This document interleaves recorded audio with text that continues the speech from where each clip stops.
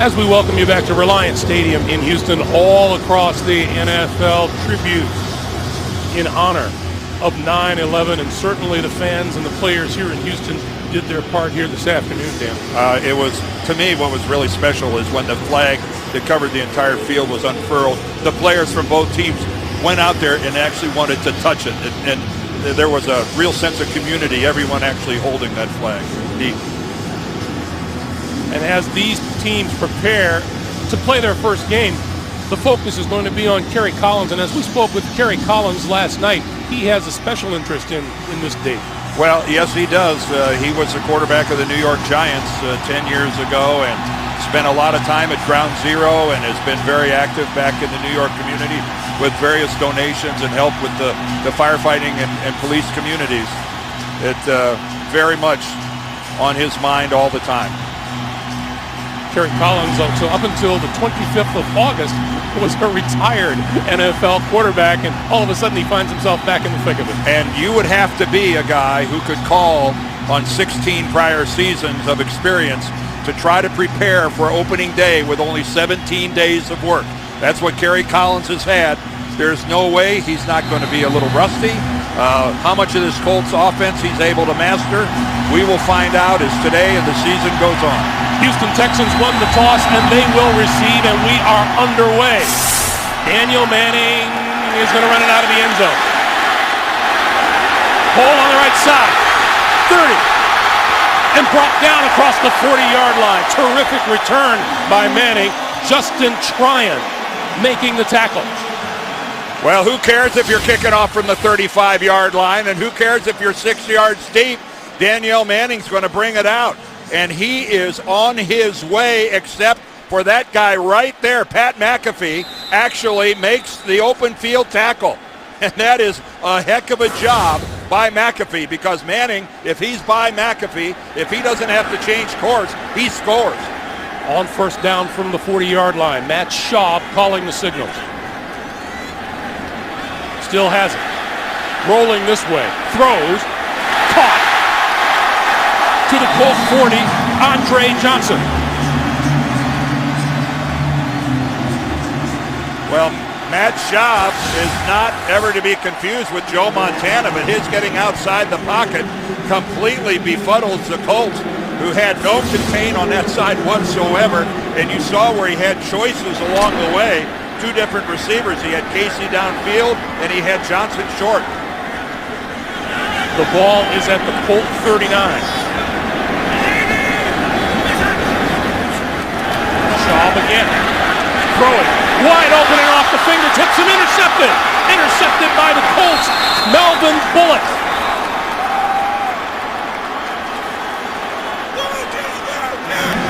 Well, Matt Schaub rolls to the left on the first play, counters with a roll to the right on the second play, and again, breaks contained, gets out, no pressure, he just throws the ball too high. He overthrows Andre Johnson, and this is the old tip drill.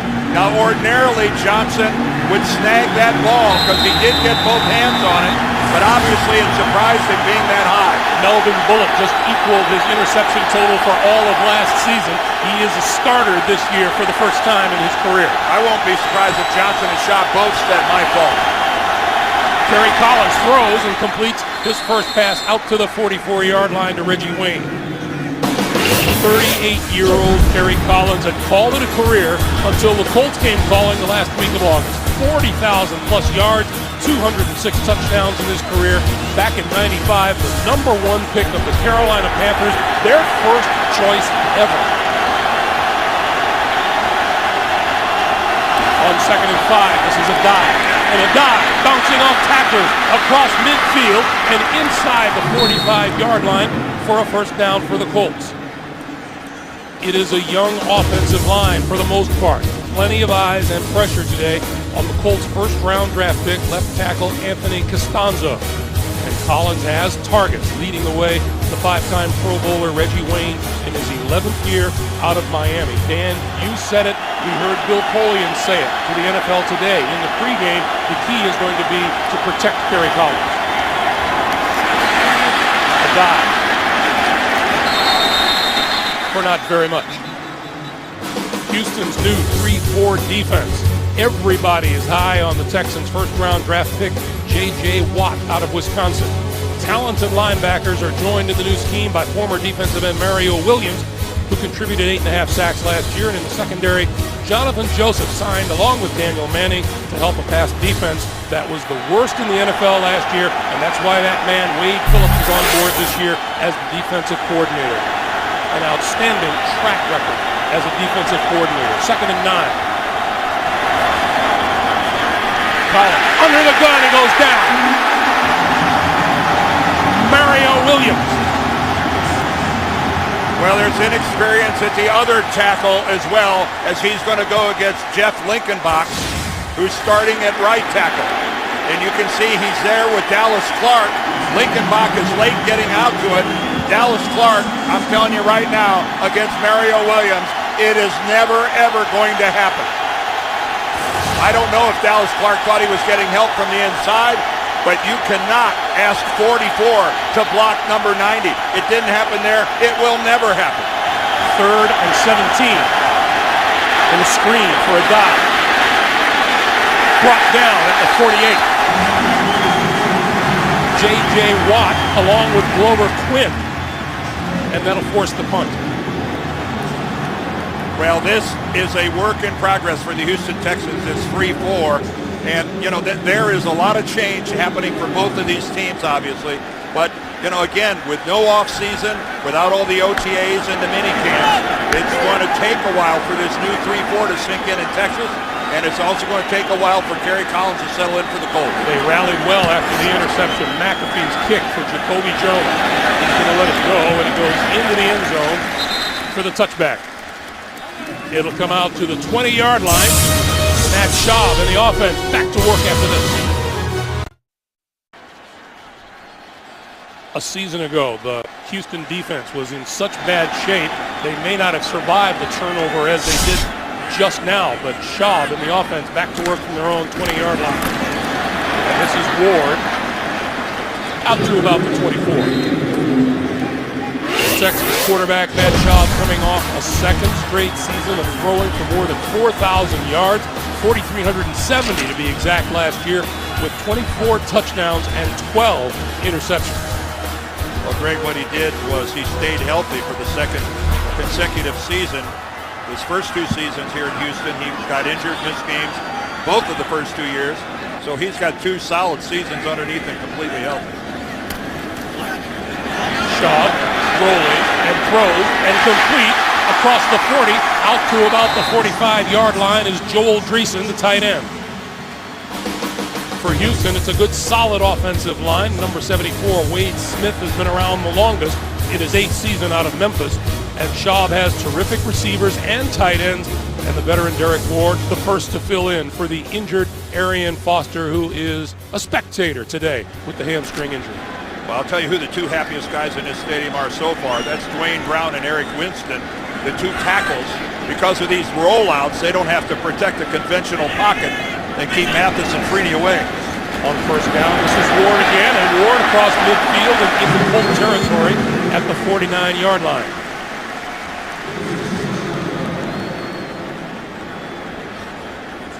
Well, this is a Houston team that believes that Arian Foster not being here isn't going to affect their ability to stuff the ball down the throat of the Indianapolis Colts. They believe that they're more physical. They believe that they can impose their will on this front four of the Colts when it comes to running the football.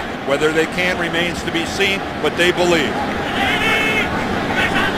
On 2nd and 4, they'll give it to Ward, who tries the right side, had the first down and then some to the Indianapolis 40-yard line. That's a first down for the Texans. The Indy front four, Robert Mathis, led the team with 11 sacks last season. Dwight Freeney right behind him with 10. Veteran linebacker Gary Brackett in the middle, with second-year linebackers Pat Angerer and Cavell Connor flanking him.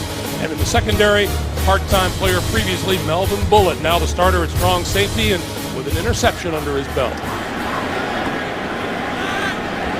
Ben Tate is in the Houston backfield, second-year back out of Auburn.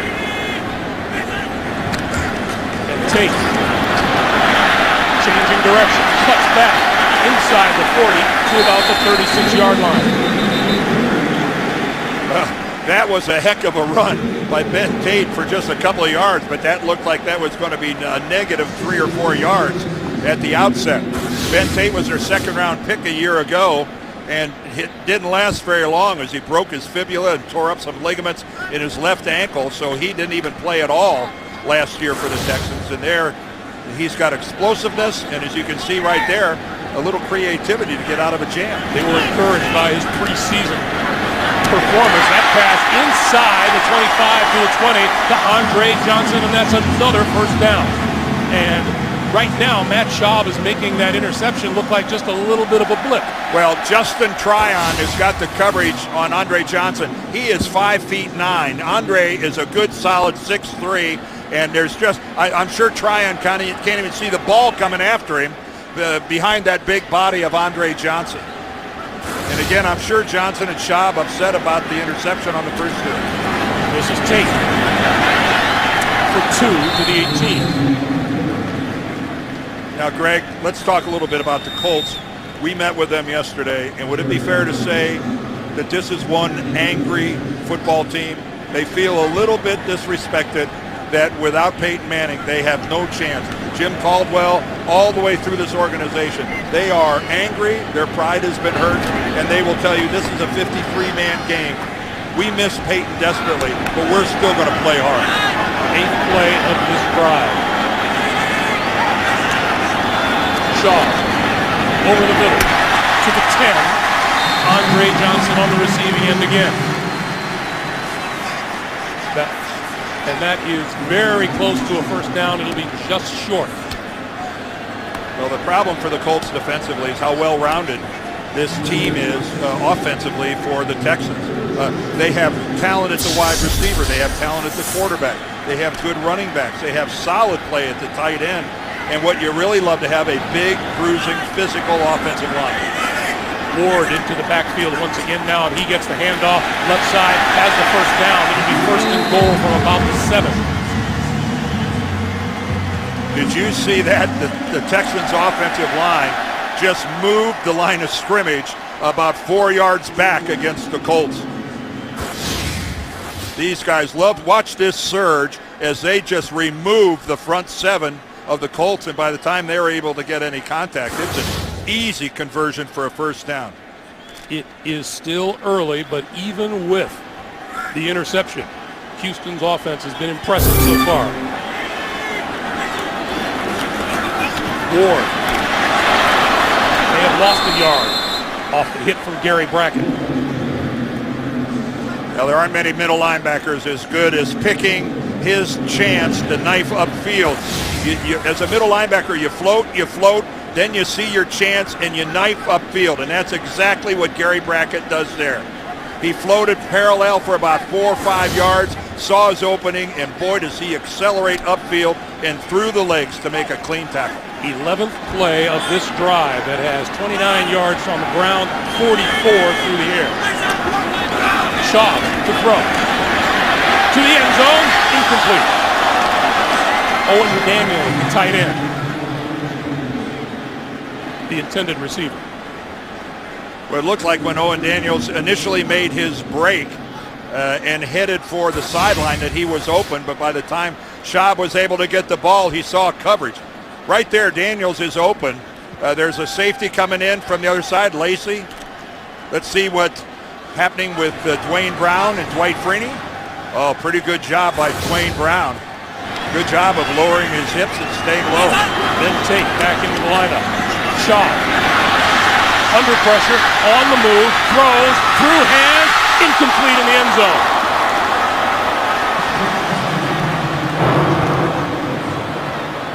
Well, you don't see that every day where it goes off one receiver and goes to another one, and neither one of them can catch it. Again, Schaub outside the pocket trying to make something happen. The ball there, it goes right off the hands of Walter and then off the hands of Jones. Neil Rackers will attempt a field goal from 25 yards out. 124 points last season, tied the franchise record. He's made 53 straight field goals from 45 or less.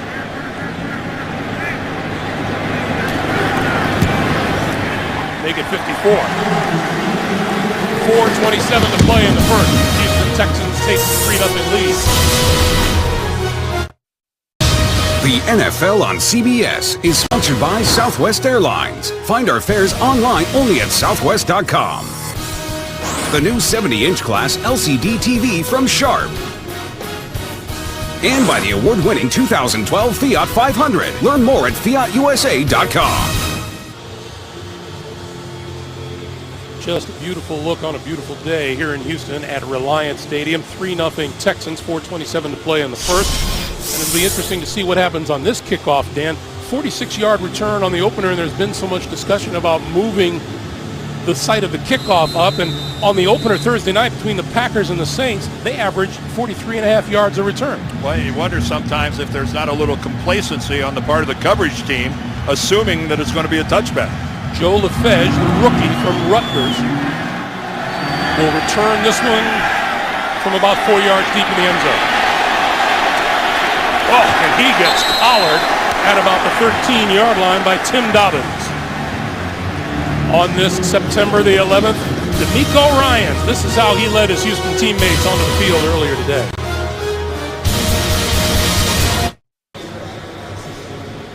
Hey, the NFL is holding a special auction to benefit 9/11 charities. Autographed game-worn jerseys from today's games, along with the game ball and other unique NFL items, will be auctioned to raise money for Tuesday's Children and My Good Deed. Visit NFL.com/auction today to bid on items. Colts first down from the 18. Collins pulls it down. Loose ball. Houston recovers.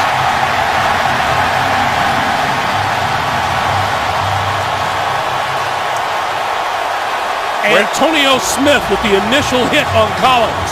Well, we talked early about this offensive line and the fact that only Jeff Saturday is a starter in his normal position, and this pocket collapses right around Kerry Collins. He doesn't find a receiver at first, and as you see, Antonio Smith, number 94, he's coming in from Collins' left, and then he also grabs Collins, tackles him as he's attempting to crawl after the football, and that allows his teammate to recover it.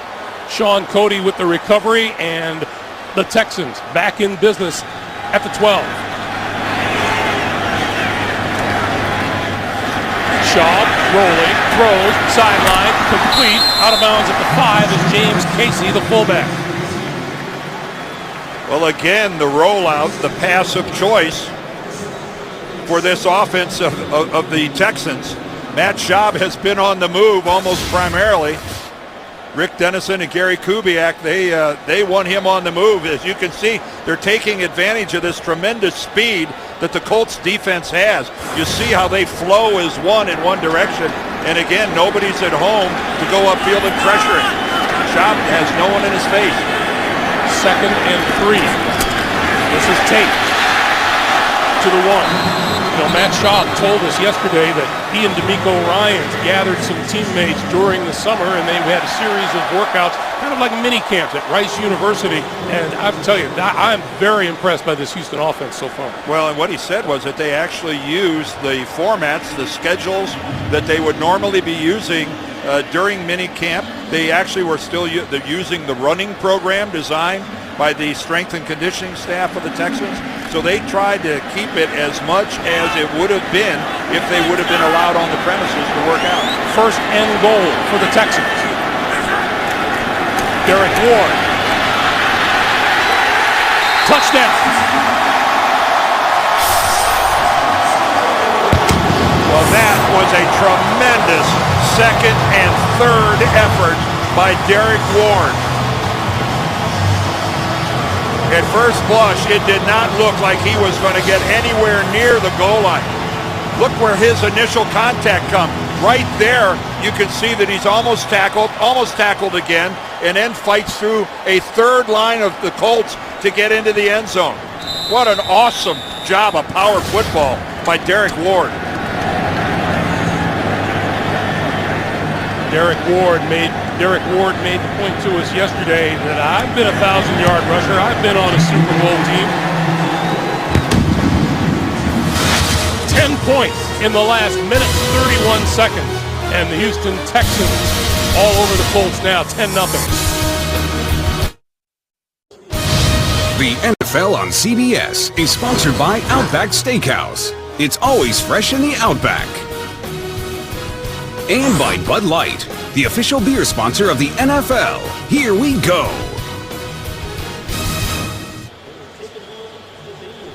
Those incredible pictures being supplied by the MetLife Blimp today. Look for the MetLife Blimps as they team up with CBS for more coverage this season.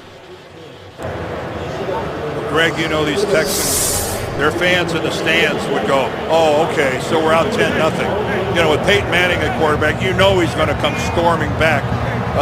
A little different deal now. The team that's built to play from the lead behind very early. You saw Arian Foster sitting out today's game, sitting there next to Derek Ward. Joe LaFege deep in the end zone for the Colts for the kickoff. And this one, he will not run back as he takes it at the back end of the end zone. So Collins and the Colts offense will get started from the 20-yard line with 2:56 to play in the first. Welcome back to Reliant Stadium. Terry Collins in the offense trying to find some footing here. First down from the 20. Collins lost the ball. And the Texans recover. Is that J.J. Watt? It is the rookie out of Wisconsin.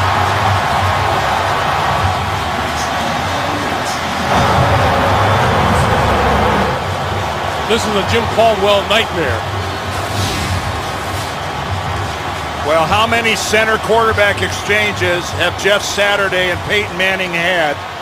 You don't need me to tell you that he and Kerry Collins have not had very many, and that ball looked like it hit Collins right in the hands. It looked like he delivered it. Now Collins is being attended to by the Colts training staff, and you got to wonder if he didn't do some damage to it. Oh, he did. Oh, his left index finger, at first glance, looked like it was dislocated. Meanwhile, Texans from the 18-yard line.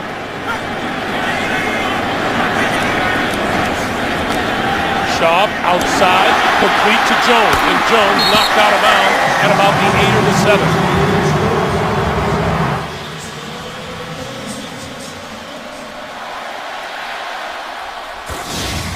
Again, Matt Schaub, he's got one interception on a pass that was a little high, but otherwise he is spot on in throwing to people that are wide open. It's been on a variety of rollouts. That time it was a conventional, but again, this is a Colts defense that right now is a little bit on their heels. Derek Ward inside the 5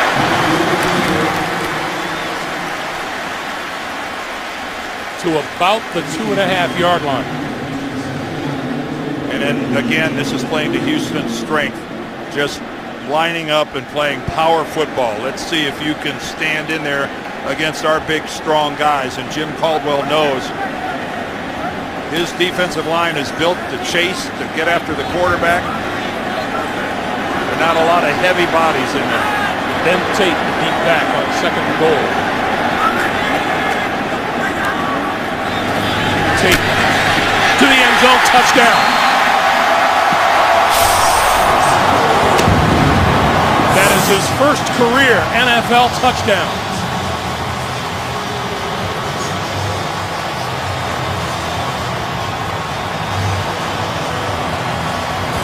And again, another run that is right in the Texans' wheelhouse. Zone blocking up front, one cut by the running back, and as you can see, when Tate cuts back to his left, there is absolutely no second level of defenders for the Colts.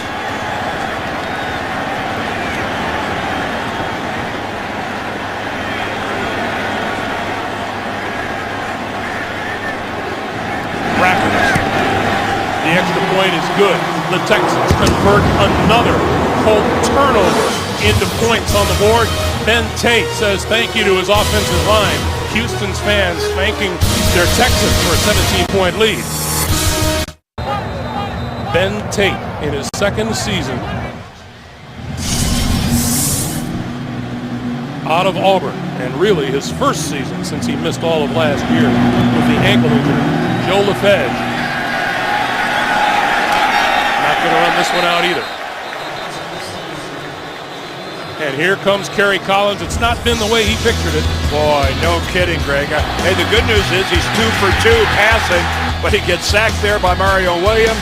Then he doesn't sense the backside pressure by Smith. He fumbles. Then the exchange with Jeff Saturday goes awry. And I don't know that you could have a more disastrous quarter than the Colts have weathered so far. And there's still 1 minute and 41 seconds left in it. But wow, they've got to be looking around, and their eyes have got to be rolling up in their head going, what is happening? For comparison's sake, Peyton Manning lost 2 fumbles all last year in 16 regular season games. First down. Adai makes it back to the line of scrimmage. It'll be 2nd and 10. And I guess the 17 points that Houston has scored here in the first quarter, they've just set a franchise record. This is their 10th year. They came into the league in 2002, and this is a new benchmark for Gary Kubiak's squad.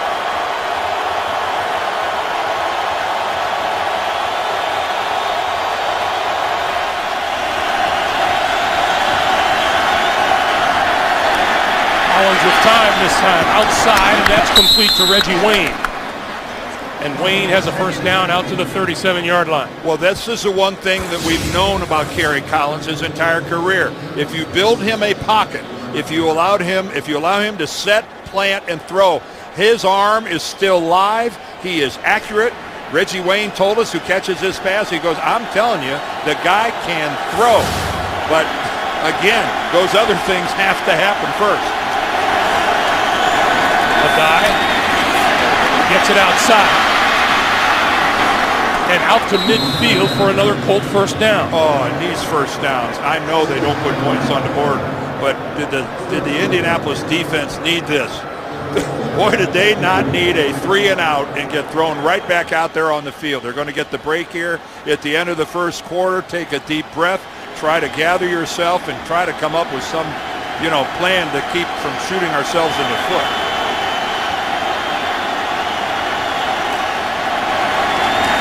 Adai once again spinning for about 5 yards, and we have a penalty marker down. It stops the clock with 6 seconds to play here in the first. Not a good sign thrown by the umpire there behind the line of scrimmage. Walt Coleman is our referee today.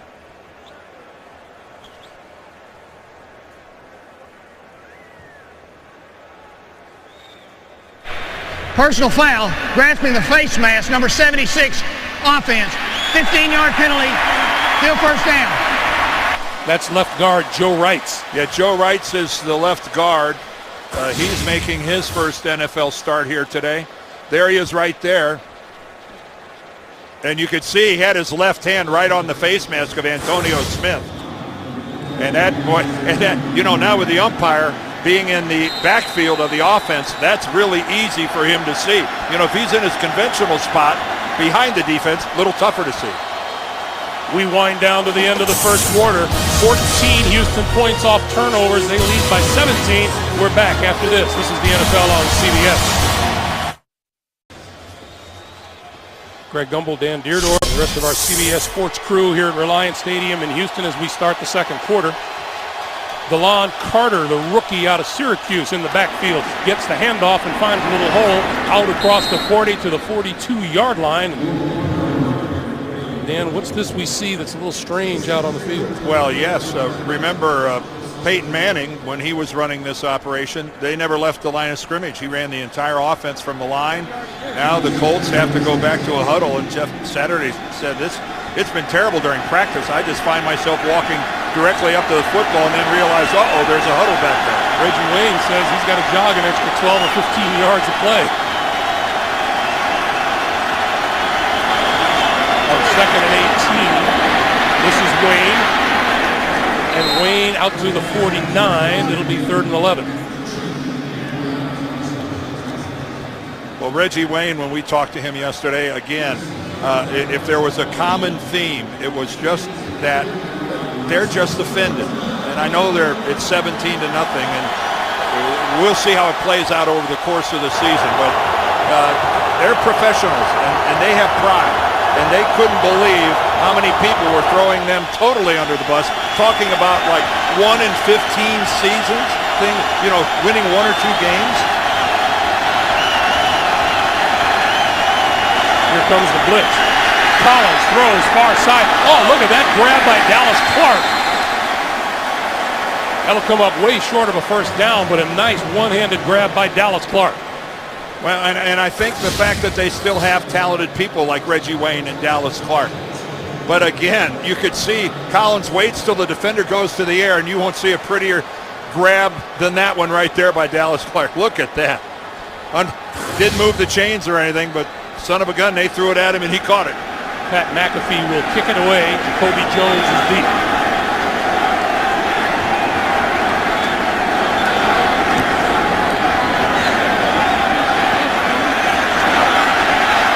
Jones from the 7 and is down at about the 10 or the 11. 17-0 Texans. 12:51 to play. First half. Not too common to see a befuddled look on a member of the Colt offense's face.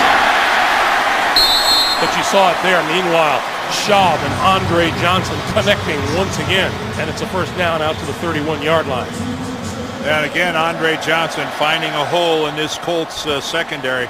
But that look on Dallas Clark's face, that does speak a lot of how frustrating it is. And again, it's not they haven't been behind before, but they just haven't had, not very often does the roof collapse on them. This is Tate. Tate with running room. Tate across the 40 to the 41-yard line, and he'll be just, that was right at the first down marker to see where they place the ball. And again, no Arian Foster, and apparently so far no problem because the guys up front are doing their job. That is just great blocking. Ben Tate does not encounter an Indianapolis Colt until he is about 9 yards downfield. Tate takes a breather. Derek Ward into the backfield. First down, Texans at their own 41. Play fake, over the middle, got his man inside the 40-yard line. Andre Johnson again, his 5th catch of the day. Well, Andre Johnson is so happy to be healthy. He had an ankle problem. It bothered him all last year. He missed 3 games. And now when you got your legs and they're healthy and you have had a good restful offseason like Andre Johnson has had, he just feels fantastic. And it shows here early, and a perfect strike from Matt Schaub again against that Colts zone right in the crease.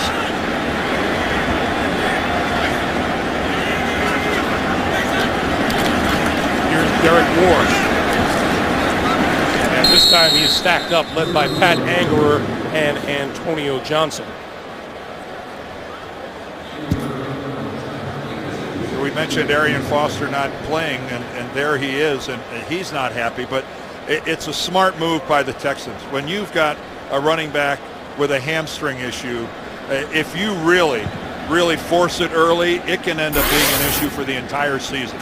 And I think what we're seeing right here is the fact that Gary Kubiak knows that Arian Foster is not the Lone Ranger in his backfield. On 2nd and 8, Schaub with time, out to the near side, completes Casey out of the backfield, stretching. And let's see if he stretched enough for the first down. Well, the one thing you do when you stretch to reach that first down is you don't have any way to defend yourself. You leave yourself open to a big hit, and that's what happens right here to Casey. Watch this. He's going to stretch out, and there's nothing he can do about it because Pat Angerer is coming in to finish the play. But you know what? He got the first. He got the first. Showed a little toughness doing it. To the 27-yard line.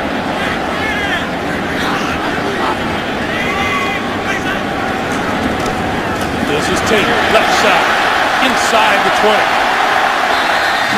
That's another first down for Houston. Oh, this offensive line now, they are asserting themselves. Dwayne Brown, Wade Smith, Chris Myers, or look at Brown. 76 going to go upfield, and he gets on Brackett and just takes him all the way out. Angerer misses a tackle, and you can see how much ground the Colts are giving up front. Dwayne, their number 1 pick back in 08, he's loving this. Anything that doesn't involve pass blocking, Dwight Freeney. 14th first down of the day for the Texans. This is taken. And he will lose yardage. When you're an offensive lineman, especially one of the 2 tackles, and every time you hear a running play called in the huddle, you go, thank you, thank you. That's just one less time during the course of this game. I don't have to keep Freeney and Mathis from going right over the top of my quarterback. Is that where you got your manners? When you're playing against premier pass rushers, if every time you get an opportunity to run the football, that's what you do. Ward to 32 yards on the ground, Tate to 31. Tate in the backfield now on 2nd and 11, and Shaw to throw inside the 10-yard line, complete to Owen Daniel. It'll be 1st and goal. Owen Daniels, another guy that the Texans have back and healthy. He missed 5 games last year. He was having hamstring problems all season. So again, this is even without Foster, the tools, the weapons that are available to Matt Schaub and Kubiak calling the plays, they are plentiful. 6 straight completions for Schaub. And right now, I don't know what the Colts have to do, but this game is very, very close to getting completely out of hand. On 1st and goal, this is Ward, left side, inside the 5 to the 4, where Eric Foster makes the stop.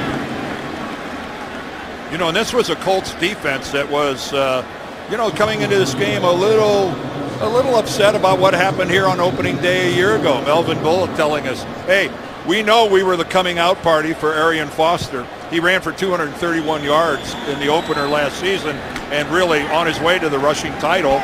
And they knew they got it carried to them. And they said, we paid him back a little bit the second game of the season, but it's still on their mind. Melvin said, you don't want to be the one that helps a guy into the Hall of Fame. Shot over the middle, touchdown.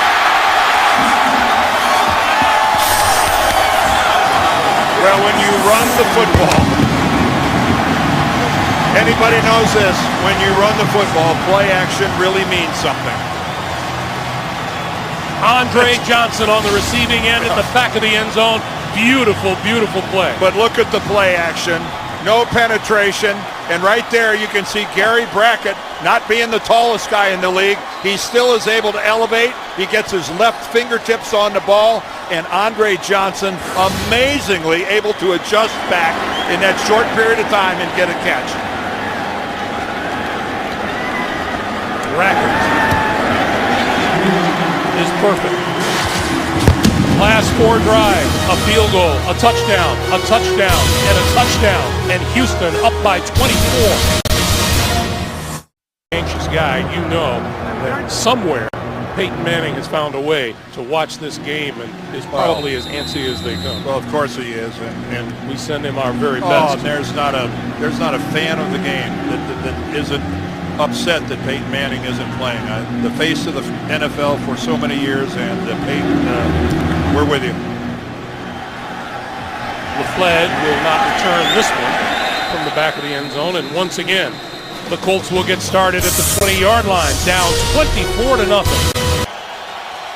That's a pretty decent sign from the Houston Texans faithful, don't you think? I think it shows a little bit the respect that Peyton has all around the league, even in opposing cities. Collins from the shotgun, pulls it down, now throws, overthrows Dallas Clark. It's incomplete. Well, Peyton Manning was at the helm of this franchise for a long, long time. We go all the way back to December of 1997. Jim Harbaugh was the quarterback against the Vikings.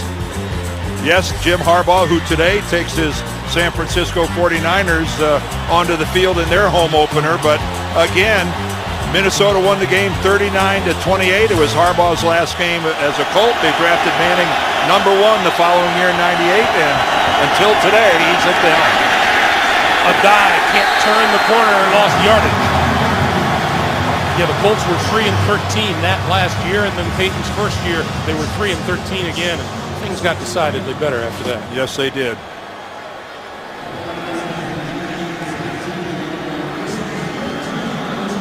check that out. The average team has started 11 quarterbacks over the period of time since Peyton has been the only starter for the Indianapolis Colts. A remarkable run. As other quarterbacks expressed to us yesterday, Matt Schaub and Kerry Collins, it really puts Brett Favre's numbers in perspective, doesn't it? It makes it otherworldly is what it does. 3rd and 12. And we have movement up front. Well, J.J. Watt was into the neutral zone, but the question is, did he get back out of there in time, and did the Colts react? It's supposed to be a spontaneous reaction that an offensive lineman is drawn off sides. Let's see if they get the benefit of the doubt. Delay of game on the offense. 5-yard penalty. Still 3rd down. They did not. Watt jumps in there. When you jump in there as an offensive lineman, your reaction has to be a direct result of that. J.J. Watt jumped in there and then got back on his side of the football, and then the Colts moved. And that's a good call by Walt Coleman. Dan, did we talk to anybody on the Texans yesterday who didn't talk about J.J. Watt's motor? Oh, no. It is high octane. That's a 12-cylinder. 3rd and 17. Collins with time, going to go deep. It is incomplete. Intended for Austin Collie.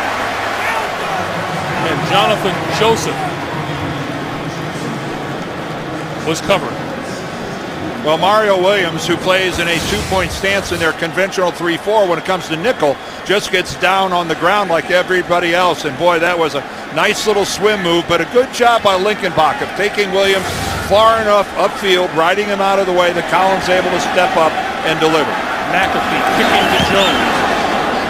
Oh, beautiful kick by McAfee. Jones back to his 29.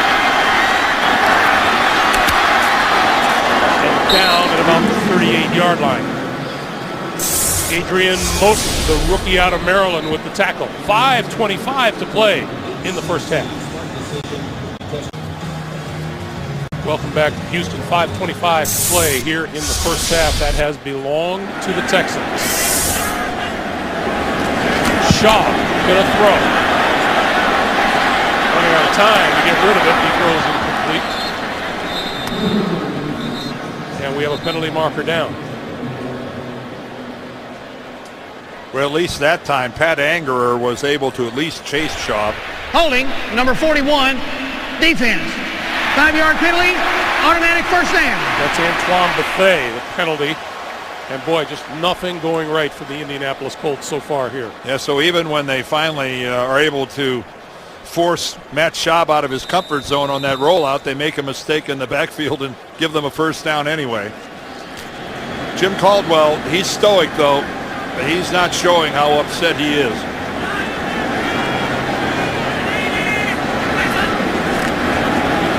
Tate dragged down at midfield. That'll be about 3 yards short of a first down.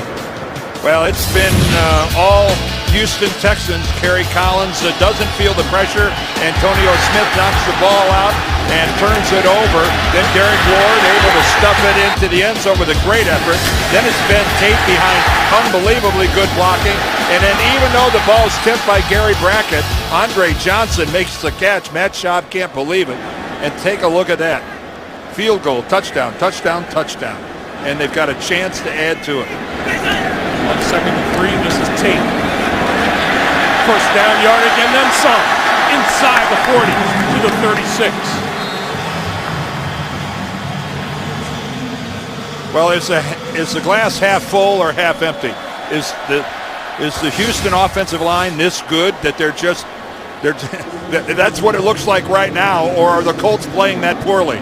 But any way you look at it right now, it almost looks unfair that when the Texans decide they want to run the football, they're just going to run the football, and the Colts can't seem to do a lot about it. Already 10 plays of 10-plus yards. 234 total yards for the Texans to 49 for the Colts. This is Ward, and Ward with running room inside the 30 to about the 28 and a half. And Greg, Arian Foster isn't playing, but this is deja vu all over again, isn't it? Does this not remind you of opening day a year ago? Arian Foster was running wild a year ago here. Yeah, for 231 yards. That was a pretty good building block to get his NFL rushing title season underway. Arian, he of the questionable tweets. Yes. He won't be doing that again anytime soon. Sent out an MRI of his hamstring. This is Derek Ward, and Ward gets tripped up by his own man, James Casey, in the backfield. Well, Cavell Connor did a good job of getting upfield and forcing the issue. This is one of the few times that we've actually seen a Colt make a play on the Houston side of the football, and he gets right inside and underneath Casey and forces that play. That was superlative by Connor. One of the few times that you've seen a blue shirt on the Texans side of the ball. And 3rd and 5, and Matt Schaub going to call a timeout here when it's right down to expiration time for the play clock. 2:28 to play in the first half, and we'll be back. Well, it's a beautiful day here in Houston, but it has been a nightmare of a day for the visiting Indianapolis Colts. 24-0 Texans. Kerry Collins, what did he say he was doing when he got the call from the Colts? Skeet shooting? He was skeet shooting on his property, and he has worked so hard, and you feel for the guy that the half has turned out to be what it is. From the shotgun, over the middle, complete, inside the 20 to Kevin Walter. Well, that same pattern is paying off for the Texans, whether it's Walter, whether it's Andre Johnson, whether it's Owen Daniels, but they're just running that skinny post pattern right across underneath this deep shell of the Colts, and it is, of course, now Matt Schaub is delivering a good pass, but it is there play after play.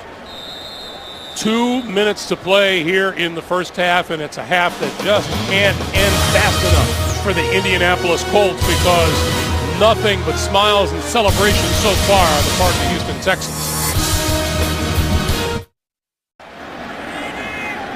Back in Houston on first down. Quick pass tipped in the air and knocked down incomplete.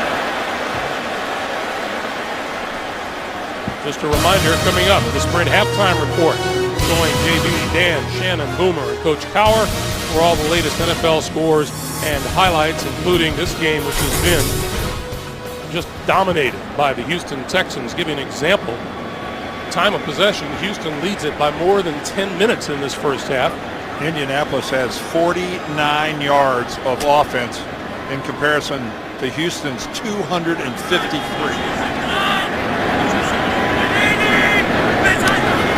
On 2nd and 10, Schaub under the pressure and goes down at the 20-yard line.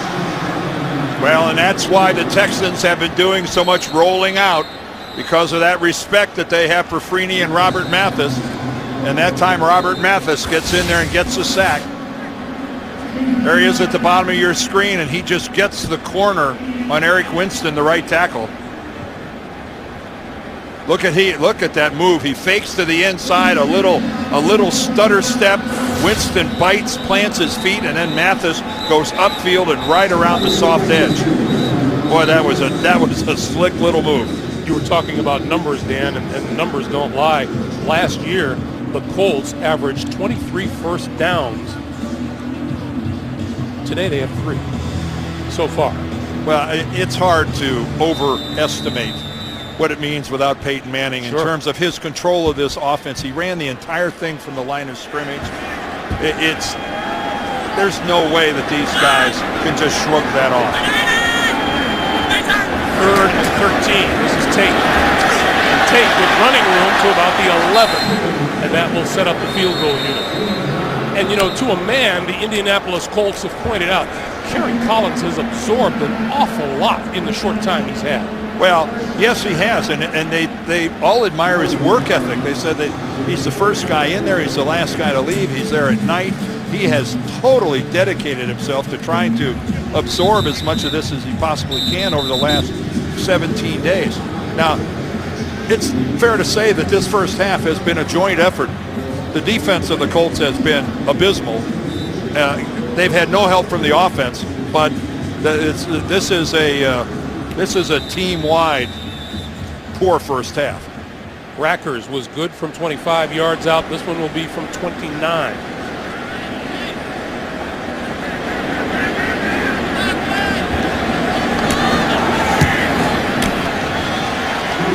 And it is good. 5 trips to the red zone for the Houston Texans. 5 times they put points on the board. They lead by 27.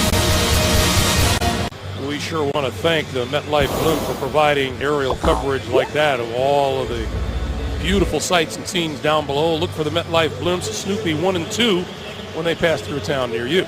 Actually, it would be over a town near you. What a beautiful home the Texans have here, right next to the old Astrodome, which I used to think was a pretty big place. Then you see it sitting next to Reliance Stadium here, and you go, whoa. What's that hut? No kidding. Look at it. There's the Astrodome on the other side. This stadium, of course, with a movable roof. LaFlege will not get a chance to return this one as it's kicked out of the end zone, and once again the Colts will start on their own 20. Hey, U.S. Open action on Monday. Rafael Nadal and Novak Djokovic will face off for the men's U.S. Open Championship. And coming up next here on CBS, the women's U.S. Open Championship between Serena Williams and Samantha Stosur. Only CBS. Well, the Colts coaches have talked about finding plays that Kerry Collins is comfortable with. And if ever there was a time to just run a couple of those, this is it. Collins, this side of the field, and that is complete to Reggie Wayne and out of bounds. It stops the clock at 1:29 to play in the first half. Colts have not been shut out in the first half since the 14th of September back in 08 at Minnesota. And right there was a good illustration, by the way, of Kerry Collins' arm strength. That deep out to Reggie Wayne was a fine throw. And by the way, looking at that, where they fell behind, they came back and won the game. Who was the quarterback? Peyton Manning, of course. Collins going the other way this time and misfires on his attempt to complete to Pierre Garçon and picks himself off the turf. Again, Antonio Smith, who again, with all the high-profile guys on this defensive line, Williams comes around the corner, but boy, the heavy lifting done by Smith, who's right into the grill of Kerry Collins. Smith forced the fumble, the first turnover of the game that started this downhill slide. 2nd and 10.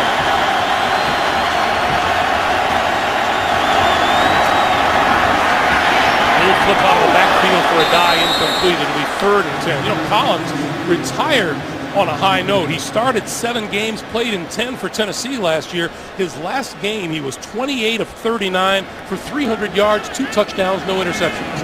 And that last little incompletion there, just a good illustration of how hard and how long it takes to develop timing.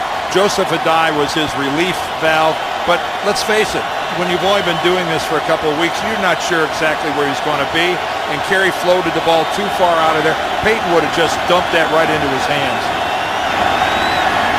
Collins going to the middle, tipped incomplete. Looked like Kareem Jackson got his hand on that thing.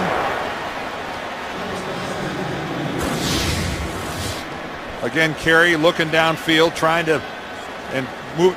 No, I'm sorry, it's Glover Quinn. It's number 29. And then Jackson gets the second one. Glover Quinn got one hand on it, and then Kareem Jackson got another one.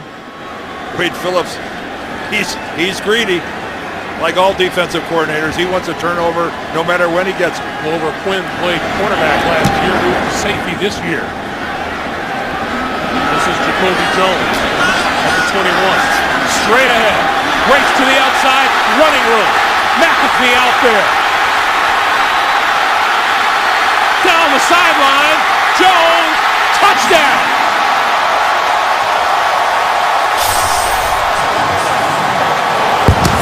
$79 yards.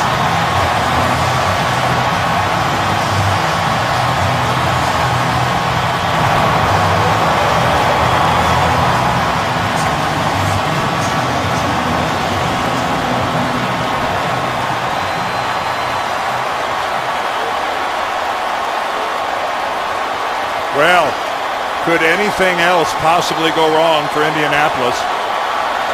It generated nothing offensively. They've been pushed around defensively, and now, to make matters worse, they give up a punt return for a touchdown on special teams. Right now, the Houston Texans are flexing their muscles. And it's not a stretch to say that they're clicking on all cylinders. 54 seconds to play in the half. Houston 34-0, and look again. Well, you hear all the time about containment. When Jacoby Jones makes that break to the left, there is no containment. McAfee, no chance of catching him. And right there, look at that job of going down the sideline when it looked like he was going to be forced outside. And it really did. I thought Moton had a chance at him. Right there. What a piece of athleticism by Jacoby Jones, avoiding the tackle and staying in bounds. Wow. The Texans didn't have a single return for a touchdown all last season. 15 yards before they reached that point, it looked from up here that Moton was going to have, that he had enough of an angle that he was going to be able to force him out. Sometimes speed is just hard. There's nothing like it.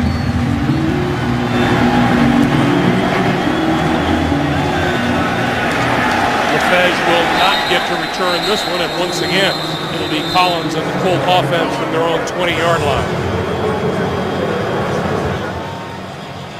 Well, might be time to just hand the ball off a couple times and run to the locker room.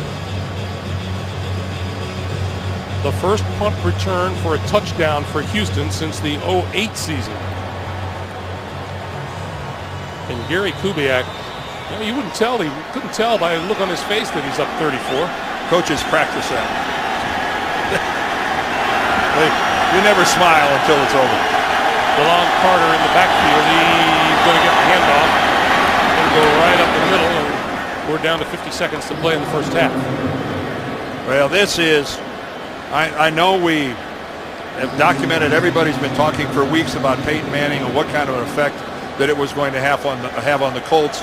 And we talked about the Texans being an up-and-coming team.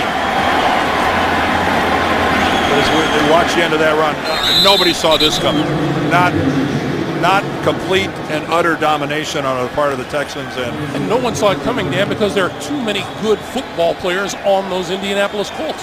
Jim Caldwell, what did he tell us? There's 29 guys in that locker room that have been to a Super Bowl. And just look at the talent. Just look at I'm sorry. I did not see this coming. I'm not surprised the Texans are winning 34-0. Yes, I'm shocked. They get a hand from their fans, and it's well-deserved because they've played themselves a heck of a first half here at Reliant Stadium. 34-0. Texans, we're back with the Spread Halftime Report after this message and a word from your local station. You're watching the NFL on CBS. And here at halftime, it's 34-0. Houston in the lead over the Indianapolis Colts. Greg Gumbel and Dan Deerdorf with you.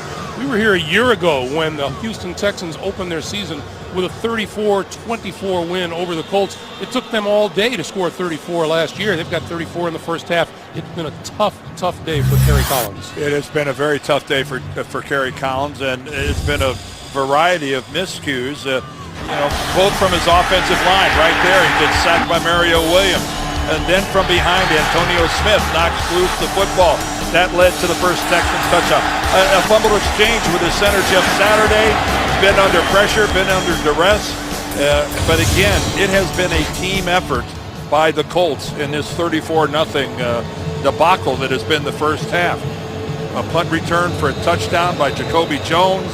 A defensive collapse allowing the Texans to run the ball at will. I can only imagine that it was a bit of a spirited conversation by Jim Caldwell and his staff at halftime. Colts will get their hands on the ball first here in the second half, and this one will bounce through the end zone for the touchback. Still another touchback, and it'll be Kerry Collins and the Indy offense starting from their own 20-yard line as Jim Caldwell You're right. It would have loved to have been a fly on the wall of that dressing room. Yeah, there's two ways to handle it. And I've been in there before where coaches some have chosen to yell and scream. Others have chosen to just say, men, you don't need me to tell you. You're going out here the second half and people are going to watch you play and you're going to be judged on how hard you play. You're either going to do it or you're not. Collins going to throw. Far side of the field, and that's right on the money. And across the 35 to about the 36 or 37 yard line is Pierre Garçon. And knowing Jim Caldwell as we do, I doubt there was screaming and yelling. I'm sure he left that to the position coaches. Jim Caldwell isn't a yeller or a screamer. I think his sideline demeanor pretty much reflects that. I'll tell you one thing we've seen in this game is that Kerry Collins is not afraid to throw the deep out pattern and the ball has velocity when he throws it. A dive, dancing his way through the middle of the line and out to about the 43 or the 44 yard line. And the offensive line of this Indianapolis offense is really going to have a big determining factor on where this team goes without Peyton Manning, because again, only Jeff Saturday is at home at center. Wright, 76, making his first start at left guard. 74, you see Costanzo, he's a rookie, their number one draft choice. This is his first game in the National Football League. Linkenbach at right tackle, he's making his first start at right tackle. Collins sets up the screen. Clark, first down yardage inside the 40 to about the 39 yard line. Well, that's a nice tight end screen to Dallas Clark, and again, taking advantage of the fact Houston wants to tee off on Kerry Collins. And you see, he really does a good job of inviting them upfield, gets a nice block outside by Deem and Linkenbach. And again, there's so much talent at this wide receiver position with Dallas Clark and Reggie Wayne and Garçon, even with Collie, coming back. They're all over. There's a dive, right side, trying to turn the corner, and we get a flag as he's bumped out of bounds at about the line of scrimmage.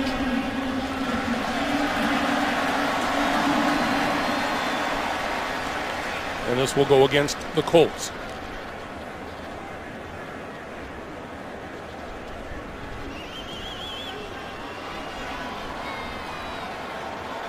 So just as Indianapolis gets up a little bit of a head of steam, they get a yellow flag on it, backs them up to the 49. First and 20. Again, we got to get used to watching the Colts walk up to the line of scrimmage. We haven't seen that in years. Collins on the move and got rid of it to a dive. And he's out of bounds at the 47. Well, again, if you don't find anybody, and that's what happened to Kerry Collins here, he gets good protection. He's got a good solid pocket. I don't know where he initially thought he was going to go stepping forward. Brian Cushing finally brings him to the ground, but again, don't make a mistake by throwing into coverage. Hey, that was ruled incomplete, so it's going to be second and 20.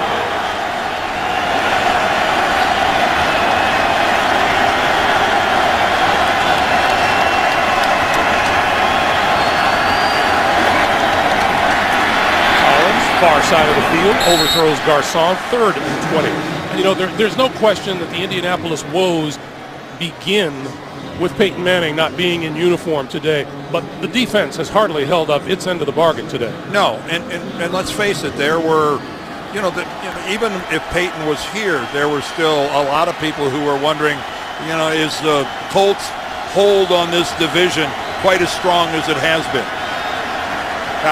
Pretty hard to be critical of a team that's made the playoffs 9 consecutive years.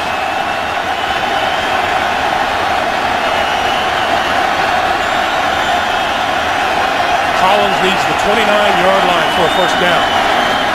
Out to the far side, a dive, knocked out of bounds at about the 40-yard line. D'Amico Ryans putting the hit on it. If you weren't talking to someone at home, you could hear that hit. That was one of those where if you're in the upper rows of this stadium, you could hear that hit on the sidelines by Ryans. On Joseph Adai, a native of Houston, Texas. But again, it left the Colts 10 yards short of a first down, so they have no choice but to hopefully pin the Texans deep. Jacoby Jones, who authored a 79-yard punt return for a touchdown. At the end of the first half, is back at his own 10. McAfee hangs it up. Drops it inside the 5, but it bounces into the end zone for the touchback. 11:54 to play in the third quarter. Houston on offense after this. Matt Schaub, his first turn of the offense here in the second half, and then Tate pulled up after about a 1.5-yard gain. But boy, Matt Schaub, what a first half. 12 of 16 for 162 yards, a touchdown and an interception. And now for Houston, it's going to be hard.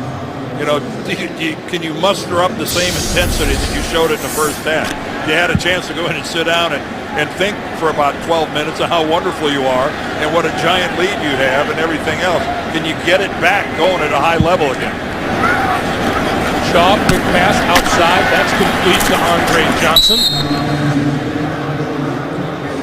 The one thing that I like when you're around these Texans is they don't want to talk about it. That's, if they have a mantra, that is it. They're going, it's just time for us to perform. We're tired of talking about this is our breakout year. You know, after a couple of 8-8s and then a 9-7, the regressing back to 6-10 last year has really left a mark with these guys. A team that lost 4 of its last 5 and 8 of its last 10 last year. That pass complete to James Casey. Casey looking for more yardage and gets it in just outside the 41-yard line to the first down. And again, if we've seen a theme in the Texans passing game, it's Matt Schaub on the move. And this time to James Casey, the fullback. Remember, he replaces Vontae Leach, a Pro Bowler who got a big contract in Baltimore, and he's gone. But I am really impressed with Matt Schaub and the way he's delivering the ball on the move. He had the one miscue that was a little high. Remember, it caromed off Andre Johnson's hands on their first possession for an interception. From then, stellar. This is Tate. And Tate pulls his way to about the 46-yard line. While we have a moment, not too late to play NFL.com fantasy football. The first and only one with in-game video. It's free and easy. Sign up today at NFL.com/fantasy. I think another thing in terms of the Texans is, and there's Arian Foster who's sitting this out with the hamstring, is that they know that they got off to a good start last year. They were 4-2 at one time, and then they lost to Miko Ryans, and then they finished 2-8. Tate pulled up at about the line of scrimmage. Number 94, Drake Nevis, the rookie out of LSU. The Texans next week go to Miami to play the Dolphins. And then the following week, back-to-back road games. How's this for a matchup of offenses? They go to New Orleans and take on the Saints. We saw what they looked like on Thursday night. And I suspect that Arian Foster will be back by then.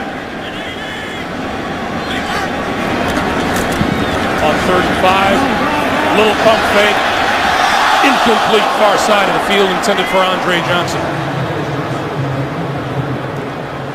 Well, that's a good back shoulder throw by Matt Schaub, and he's hoping that Johnson is going to be able to react back to it. He's going stride for stride with Justin Tryon, who's got good coverage. Tryon not aware of the football. He's playing Johnson, but Schaub threw it just a little bit too far to the outside. If that ball is if it's just about a foot or two back towards Andre Johnson, that's a completion. Gives us a chance to introduce you to Brett Hartman. It's his first punt of the day.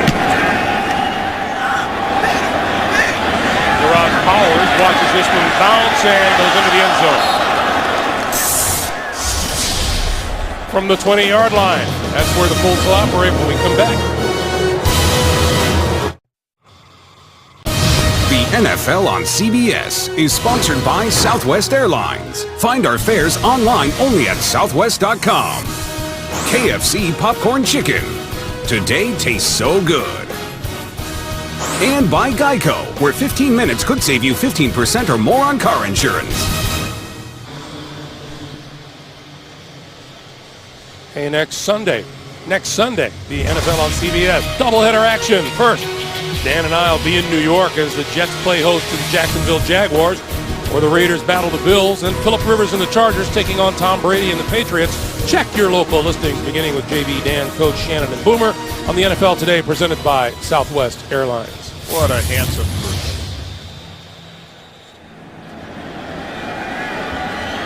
We are told that Kevin Walter has a shoulder injury and Derek Ward an ankle injury. Both are questionable for a return.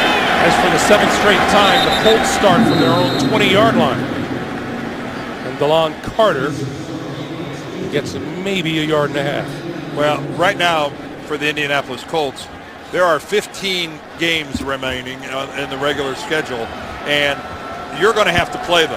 So there's work to be done, and you can accomplish a lot here in the second half in terms of just beginning to gel a little bit offensively. Collins over the middle, got Reggie Wayne, and Wayne for a first down out to about the 44-yard line. And anything that positive that happens here for the Colts offensively. And again, look at this. Well, they thought about going to the line of scrimmage. It looked like they were going to get up there, but then they're going back into a conventional huddle. But again, there's still a lot of positive things. Winning the game, probably not an option. Can you get some positive work done here in the second half? Something to build upon? Yes, you can. That was Collins' longest pass play of the day. Good for 22 yards. Looking for more here. Incomplete. Intended for Wayne on this side of the field. Covered by Kareem Jackson.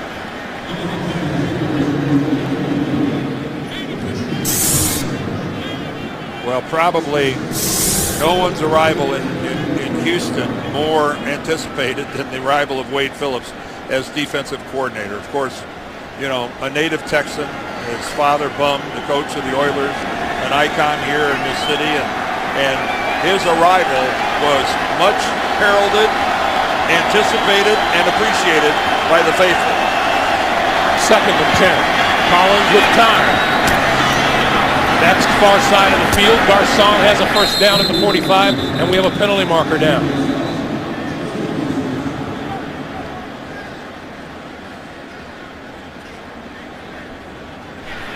Illegal contact, number 25, defense. That penalty's declined. Play results in a first down. By the way, you want to know just how much Kerry Collins has contributed in his career. He has just passed Joe Montana for 10th place all time in passing yardage for a career. That's not too shabby. No, it's not. 40,554 yards under his belt.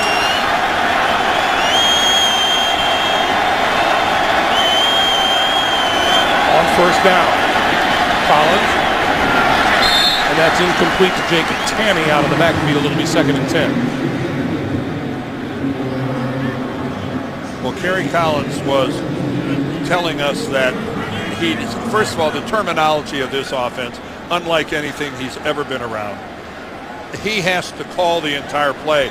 It was really interesting talking to Jeff Saturday, saying Peyton had done away with a lot of the verbiage. We were down to just code words. He goes, I hadn't heard the full play call in years. I barely recognized some of it.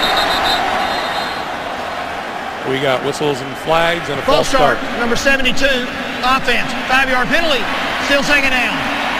Lincoln Bach, the guilty party.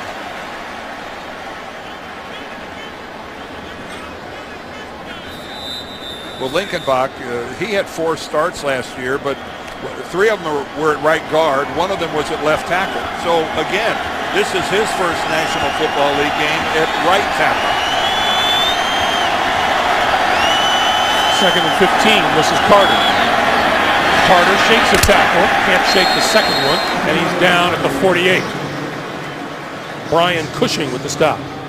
Well, I think initially a lot of people might have gone, why Kerry Collins? Well, there's Jim Caldwell, and there's Kerry Collins in a photo from Penn State.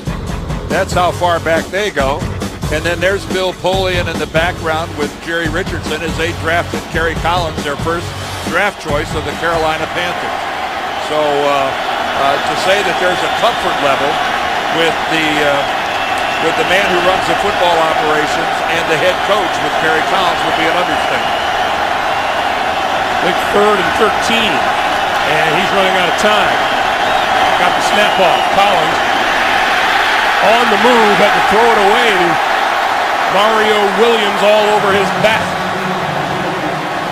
Well, you could see that the Texans, I'm not sure if they're anticipating the snap count, but they are just, whoa, look at them get off. Antonio Smith gets upfield in the middle, Mario Williams upfield, and Kerry Collins, he is running for his life at the snap of the ball. Number 5 on the offense, the ball did not get back to the line of scrimmage. Spot foul, loss of down, 4th down. So they'll tack a little more yardage onto it because Kerry Collins, in his attempt to get rid of the ball before Mario Williams dragged him to the ground.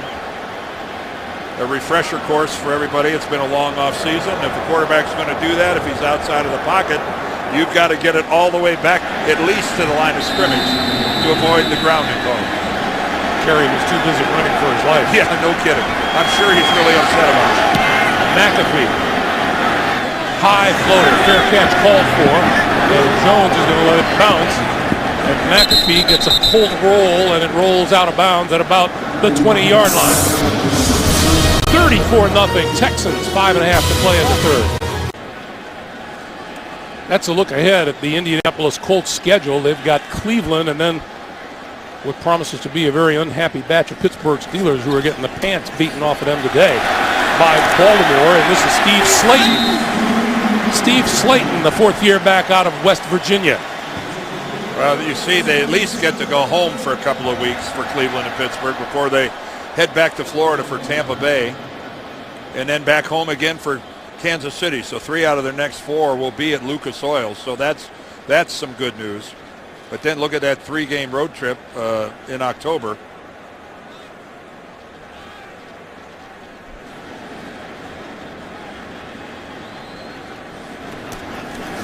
Shaw, screen, Slayton across the 35 to about the 38-yard line. Steve Slayton, here's another guy, rushed for 1,282 yards back in the 08 season. And that is, once Arian Foster is healthy, that is what you call a stable of quality running backs. Well, yeah, seriously, how many teams can boast of having 3 running backs on their squad who have a 1,000-yard season on their resume, and it's quite a luxury that the Texans have.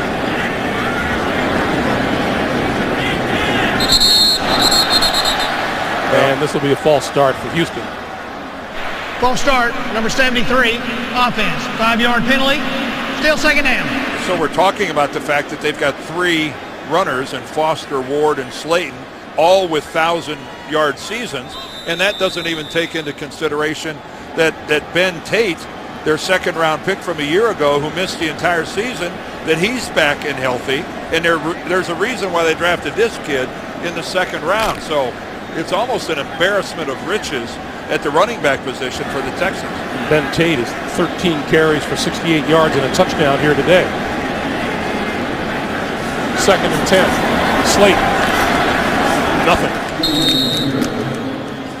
And my guess is right now we're watching Steve Slayton fighting to become one of the top 3. I mean, he's the guy that, because of fumbling issues in the past, the last couple of years he hasn't been a big factor. And the emergence of Tate, Steve Slayton is a guy that's really doing anything he can do to try to find a little playing time.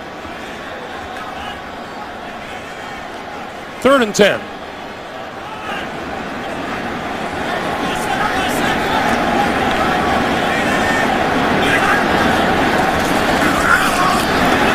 Shaw from the pressure got it to his man across midfield. Jacoby Jones for a 1st down into Colt territory at the 42. And again, they are just finding that level in between the zones When you look at this from behind, you're going to see the linebackers dropping to that level, and then there's that gap between the linebackers and the safeties, and you see Jacoby Jones operating right in the middle there. Here comes the spin move by Dwight Freeney, and this time Brown does a pretty effective job of rerouting him and keeping him away from the body of Matt Schaub. That is just such a lethal move, and the minute you think it's coming, he'll gore you. Tate in the backfield and pulls his way to the 40 for a couple. Melvin Bullitt in for the stop. Well, that's what Dwight Freeney will do to you. He'll run that spin, which is a finesse move. You don't have to be really, hard-hitting and physical to stop that. And once you start thinking he's going to do that, he will come in with a bull rush.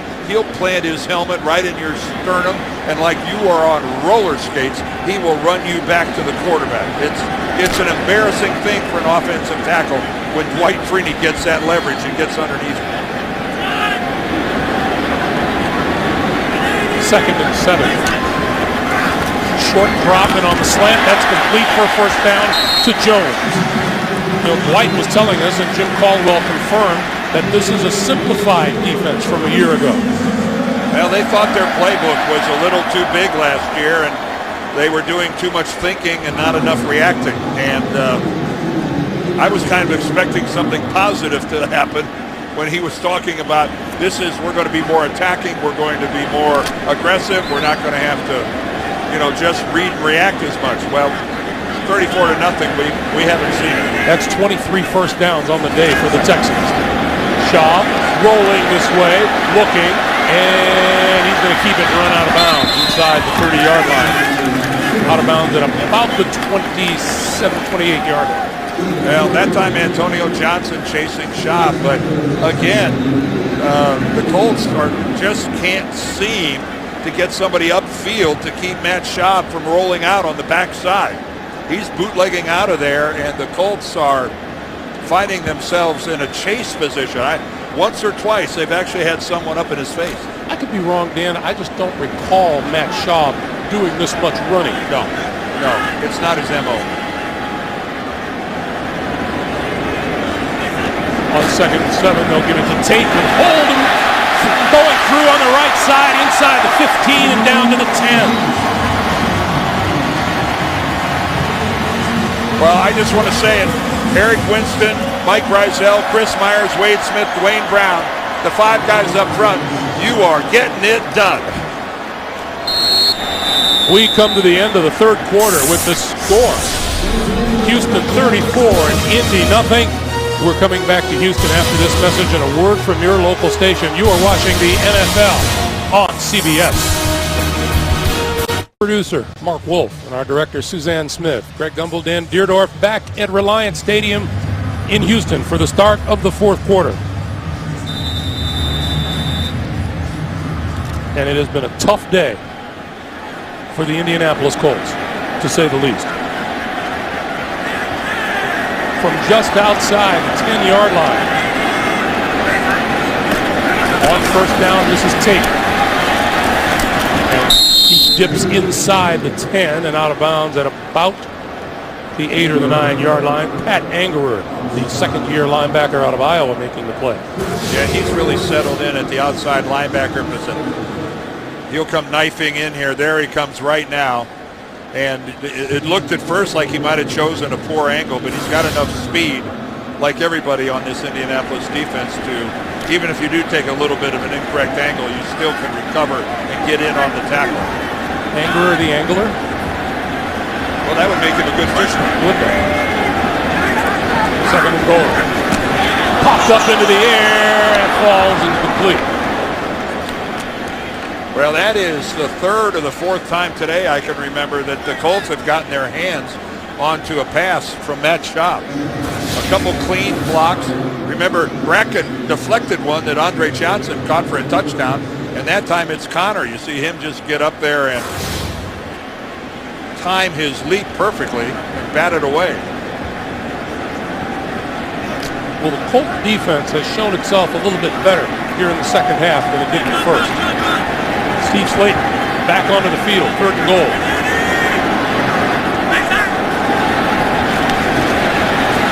Handoff. Intercepted. Gary Brackett. Brackett looking for blockers. And is out of bounds at the 35 or 36-yard line. How many years have we watched Gary Brackett, and he is not up yet? Hold on, this is not good. Gary Brackett is still on the ground. He has done this so many times. And they're calling for help this side of the field. We'll check on him and be back. The NFL on CBS is sponsored by Walmart. Save money, live better. Walmart. And by Autotrader.com. Now find brand spanking new cars and special offers on Autotrader.com. We're glad to report that while we were away, Gary Brackett walked off the field under his own power. Meanwhile, Collins, sideline pass, on the money to Pierre Garçon. Let's go back to that play. Well, when Gary has intercepted the pass and is running upfield, he is going to get caught up in a whole giant group right here. And that's Mike Breisel, 65, who goes low. And then Gary lands really awkwardly. You see his left arm is caught underneath there. And I don't know if it was a case of something, hopefully it was in his upper body. You always worry about a knee or an ankle, but the way he walked off, I don't think it was in the lower extremity.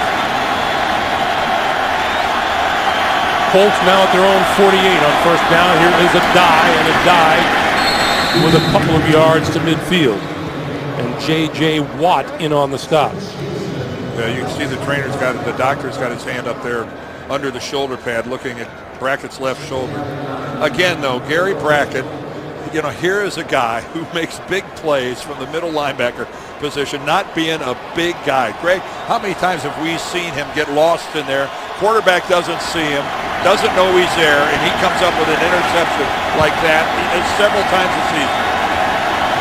On 2nd and 8, Collins for Clark. And Clark right at the first down marker at the 42-yard line. Hey, Tuesdays this fall on CBS, there's only one new drama to remember, Unforgettable. Premieres Tuesday, September the 20th only, CBS. Don't forget that, man. I will not.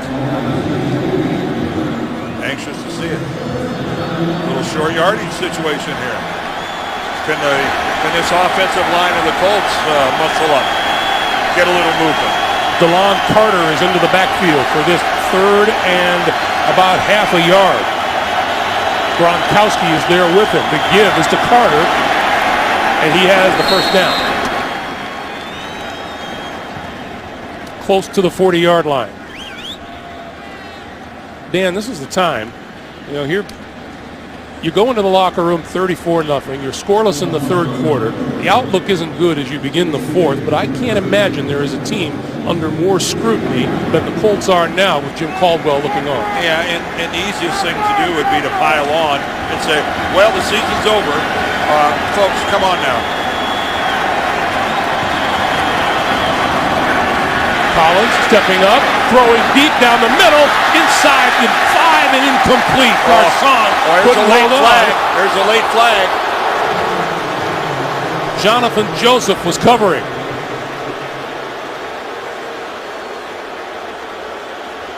Are we going to have a hit on a defenseless receiver?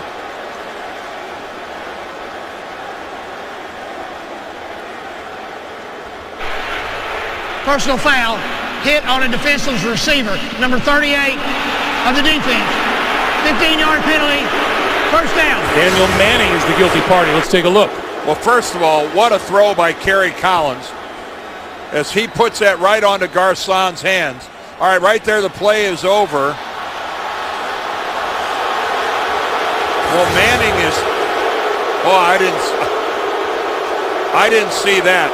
I mean, you're coming in, I'm sure we'll look at that again, but there's a point in time where you think, well, once you're in motion, how do you pull up? It's not a blow to the head. Well, I don't see it there. I mean, I'm all for it. A defenseless receiver needs to be protected, but he wasn't creamed. No, it wasn't. Collins On the move and throws it away. That ended up in the second row as we check in with James Brown in New York City. JB. Greg, it's good to hear you and Dan as well. Let's go to Boomer talking about Chicago. How about Brian Urlacher right here? Matt Ryan's going to put the ball on the ground. He's going to come through and scoop it up, and he's going to take it in for 6. And I mean, the Bears are all over the Falcons, 30-6. Not many folks talked about the Bears preseason, but they're doing it there. Greg and Dan. All right, JB and Boomer, thank you so much. Well, Second and 10. I wouldn't write the Falcons off as their season being over either. A dive. Inside the 20 to the 19-yard line. Brian Cushing and D'Amico Ryans combining for the tackle. Well, you say it's a positive for the Colts that the penalty was called on Manning and they moved the football down the field. But the biggest positive of that play, I thought, was the throw from Kerry Collins. I mean, he on the money. Right down the middle of the field, right onto the hands of Pierre Garçon. Meanwhile, the Colts in the midst of their longest drive of the day, 44 yards, and their first trip into the red zone. Collins lofts it and overthrew Garçon in the end zone. Boy, you can see Kerry trying so hard to put the right touch on that ball and drop. Man, this is such a field pass. Garçon is wide open and just too much air under the football. Boy, what a terrific move he made on Jonathan Joseph. You just hate to squander an opportunity when you get a receiver that wide open in the end zone. Adam Vinatieri, as the Colts look for their first points of the day. 37 yards out. And he missed it.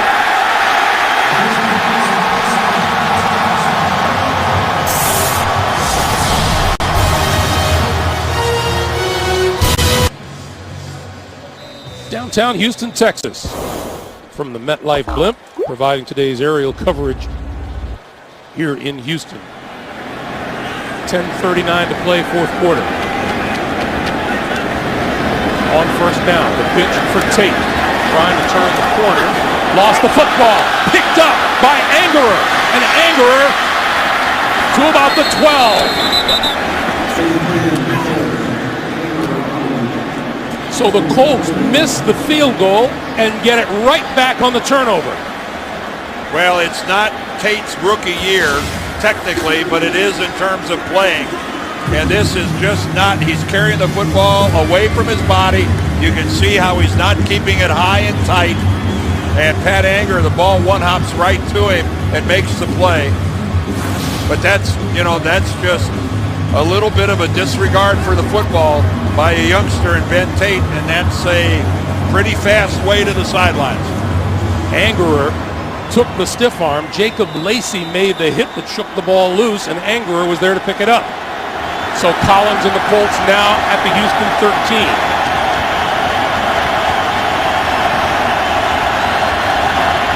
And Collins going to take this one under center. Carter. Close to the 10. And D'Amico Ryans with the tackle.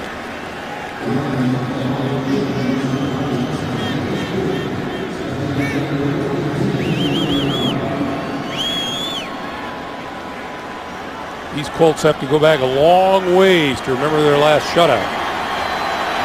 273 games is a lot of football.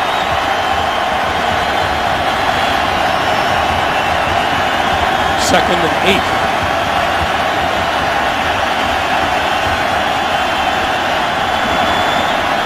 We had contact up front.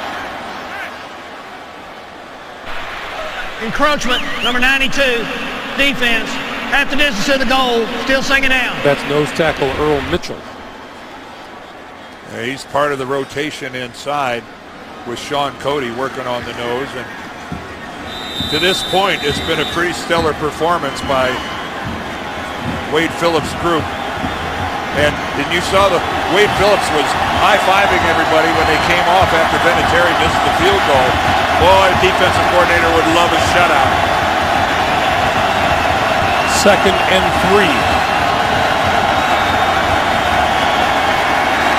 Collins and a throw for it. It is caught in the back of the end zone. Beautiful. Touchdown. Reggie Wayne. Oh, how sweet was that?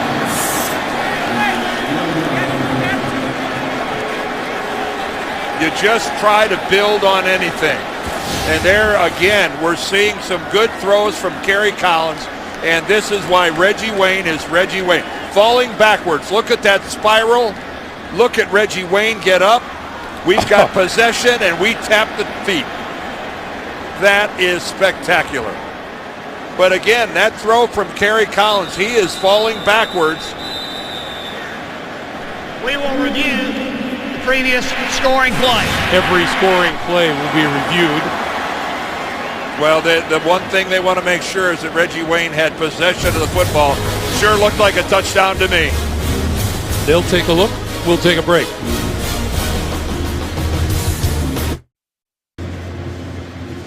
A look from behind as Reggie Wayne elevates. He snares it with his After reviewing the right play, hand. the ruling on the field is confirmed. The receiver had 2 feet down in the end zone and maintained possession. It is a touchdown. And well, Walt Coleman just confirms what was really readily apparent to everyone at first glance. I know that every scoring replay is confirmed, but reviewed, but it can be reviewed up in the booth and warranted that the referee doesn't have to come over and go under the hood. That, in my mind, looked like one of those situations. That was pretty clear cut that Reggie Wayne had possession and both feet. 3 feet down. He got the right foot down again. At first glance, and it didn't change. Vinatieri for the extra point as the Colts put the shutout to rest with 9:17 to play here in the fourth quarter. Indianapolis gets on the board. Collins to Reggie Wayne. It's 34-7.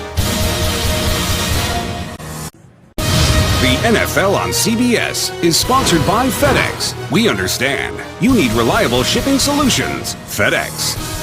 Sprint. All together now. And by Dodge. Visit your local Dodge dealer today.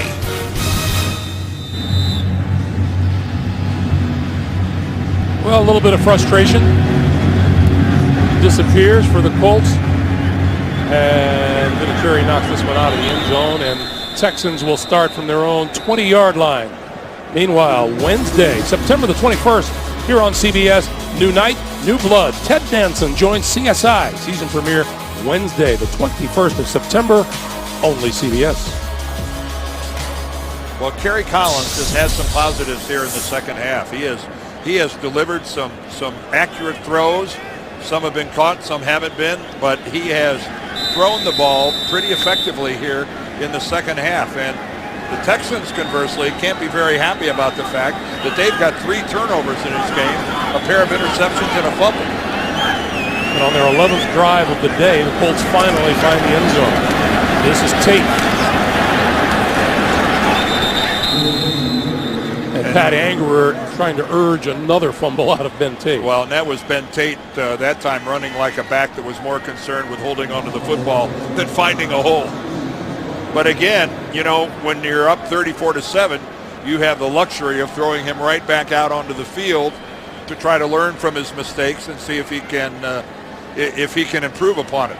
I guarantee if this was a tight ball game, Ben Tate would be sitting on the pine. I think it'll be interesting to see how Gary Kubiak runs these running backs in and out once Arian Foster is healthy. Tate again.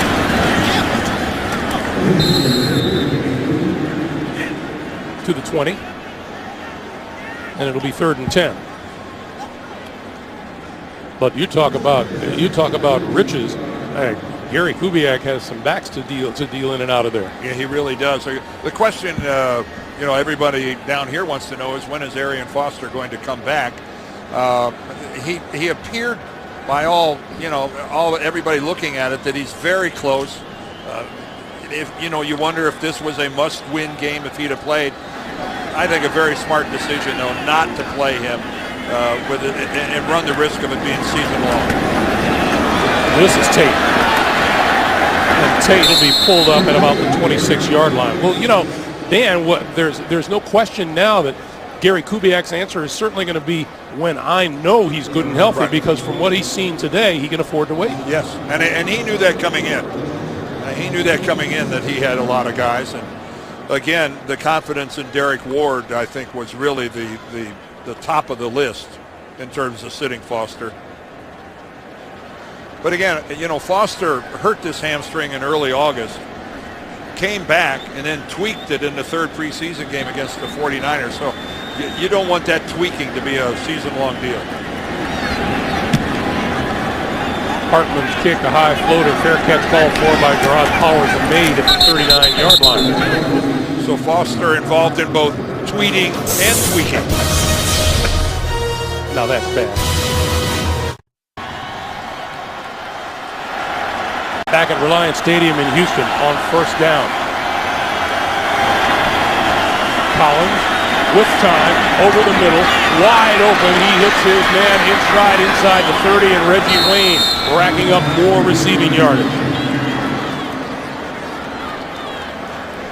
Well, we saw Collins not connect with a wide open receiver in the end zone. This time, he's got a wide open Reggie Wayne, again, working against this soft zone. The safety's almost out of the picture for the Texans, but he hit Reggie Wayne right on the stride. To the 25-yard line. Collins over the middle. Dallas Clark inside the 15 to the 12, and that's another first down. And again, we're just talking about positives, building blocks, things you can look back on and say, all right, we did this well. Right now, the Colts are scratching for anything. Penalty marker flies as a guy gets the handoff. Looked like somebody might have moved early. No, maybe. Well, there was some pointing going on the offensive line, trying to figure out their assignments. Offside, number 98, defense, lined up in the neutral zone. 5-yard penalty, still second down. That's Connor Barwin.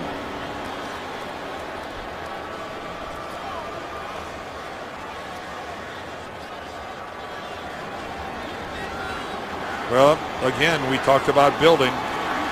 Those fumbles were in the first half, and much more efficient job of quarterbacking by Kerry Collins here in the second half. Granted, the Texans probably playing a little softer, but still, it's something.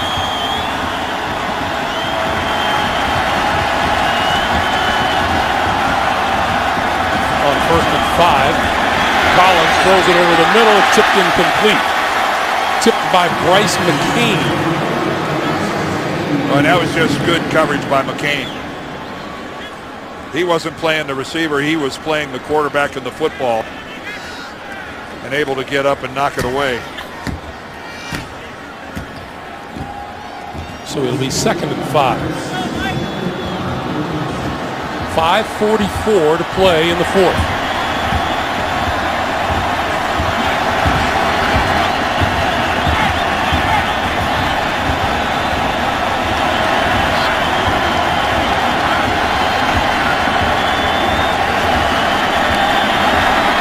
Looks left, throws left, get him at the end zone, no, incomplete. Austin Collie could not come down inbounds. It'll be 3rd and 5. All right, he was awfully close to it. He was really trying to work the back line, Austin Collie. Again, Kerry Collins looking left the whole way, and again delivers a pretty good pass to Austin Collie on the back shoulder, and you can see good work by the official. His right heel is on the line and out of bounds. I think when Collie caught that, he thought that he had the touchdown. Thought he had more room than he did. 3rd and 5. And Collins calls a timeout with time running down on him on the play clock. First team timeout, Indianapolis. So here's the pass that Austin Collie just missed a touchdown. When we come back, we'll see if they get one. The NFL on CBS is sponsored by Subway Restaurants. Try the new Oven Crisp Chicken Sandwich today. And by Drive, starring Ryan Gosling. In theaters Friday. There are no clean getaways. 3rd and 5 for Collins and the Colts from the Texans 7. Collins under pressure and goes down. Mario Williams. And the Texans say they have recovered a loose ball.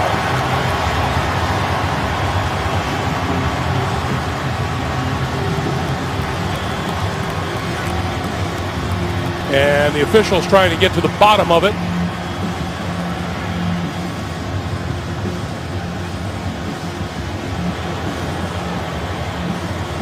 Well, this game started for Kerry Collins with Mario Williams getting in on him. Looks like J.J. Watt's got his hands on that ball and he's not letting go. That's Jeff Saturday. The veteran wins.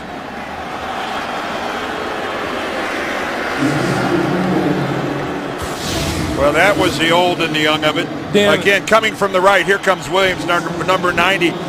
Again, Dallas Clark is given the responsibility of trying to pass block Mario Williams. And that is, whoa, I just can't begin to tell you what a terrible mismatch that is.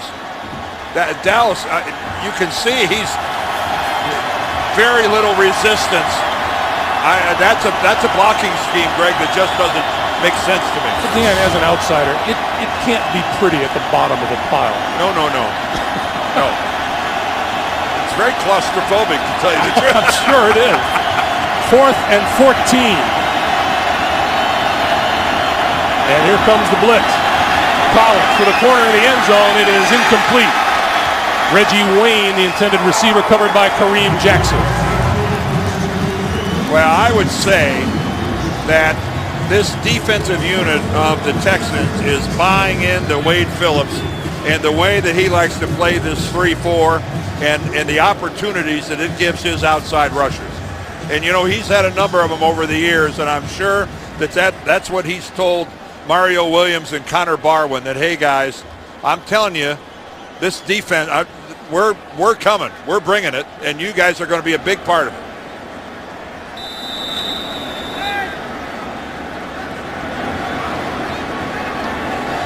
.449 to play here in the fourth quarter. And then Tate running through a hole on the left side out across the 25 to about the 27 or 28 yard line. Well, Mario Williams has had a very active day, and this is how it got started. Again, getting a carbon copy of the play we just saw. That time, though, he beats an offensive tackle in Lincolnbach, but he has been all over Kerry Collins.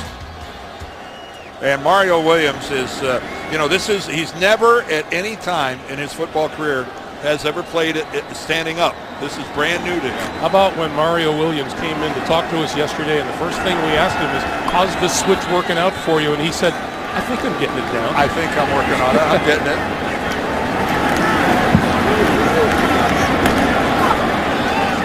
Then Tate across the 30 to the 32-yard line, and Tate now with 107 yards rushing on the day. I was talking about playing outside linebacker for Wade Phillips, and most recently when he was the head coach of the Cowboys, DeMarcus Ware, I think we're all aware of that, but Sean Merriman with the Chargers, look at that, 17 sacks. Bryce Popp back with the Buffalo Bills, 17 and a half in 95. Simon Fletcher, and this is a short list.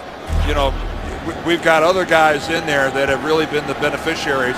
It's not a complicated defense, but it's an aggressive use of the 3-4. And Mario Williams feels like he could fit right into that group.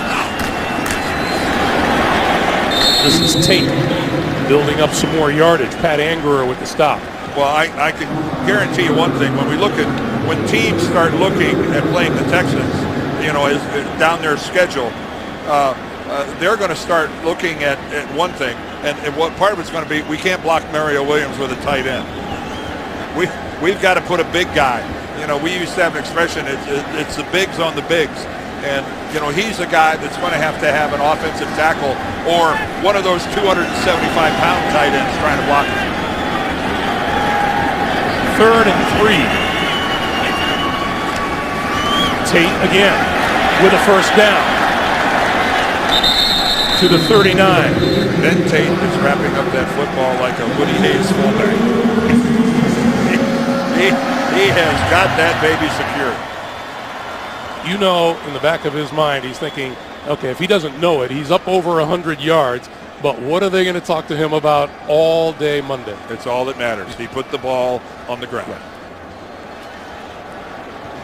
It negates a lot of good things when you put the ball on the ground. But, Coach, I had 116 and a touch. You put the ball on the ground. Yeah. 2 minutes to play here in Houston. It has been a heck of a day for Gary Kubiak and the Houston Texans.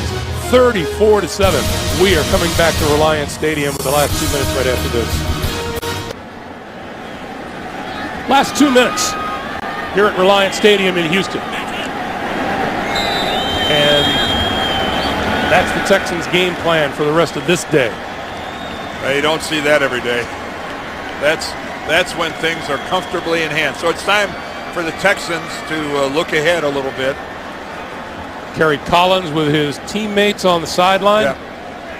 Keep in mind, a year ago on opening day, the Texans took it to the Colts pretty good. The Colts finished 10-6, won the division. The Texans finished 6-10. There's a long way to go. Yeah, the Texans will be the first to admit they started like a house of fire. They started like a house of fire and finished at less than that. Well, the Texans have some work to do when you look at this schedule, because they go to Miami. We all know Miami's a tough place to go. But then look at the next 4 weeks. At New Orleans, home against Pittsburgh, Oakland in between, but then at Baltimore. New Orleans, Pittsburgh, and Baltimore. Those are 3 of the best half-dozen teams in the National Football League, and the Texans have to play them in a 4-week span. That's a man-size order.